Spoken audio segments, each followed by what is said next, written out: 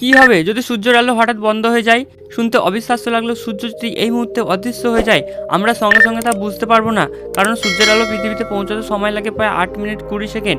তাই সূর্যের আলো অদৃশ্য হওয়ার পরও পৃথিবী আরও 8 মিনিট 20 সেকেন্ড স্বাভাবিক আলো পাবে। কিন্তু সময় শেষ হওয়ার পর পুরো পৃথিবী হঠাৎ অন্ধকারে ডুবে যাবে। সূর্যের মহাকর্ষ শক্তি হারিয়ে যাবে।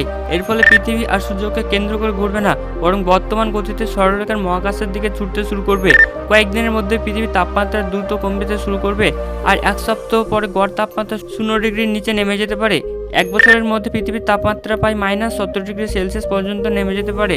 গাছপালা সূর্যের আলো না পেয়ে মারা যাবে, খাদ্য শৃঙ্খল ভেঙে পড়বে, আর সমুদ্রের উপরিভাগ বরফ হয়ে জমে যাবে।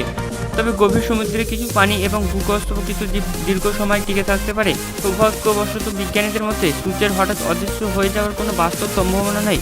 তাই আপাতত নিশ্চিতে সূর্যের আলো উপভোগ করতে পারেন। ভাবুন তো যদি সত্যি এমন হতো, আপনি প্রথমে কী করতেন তা কমেন্টে জানান।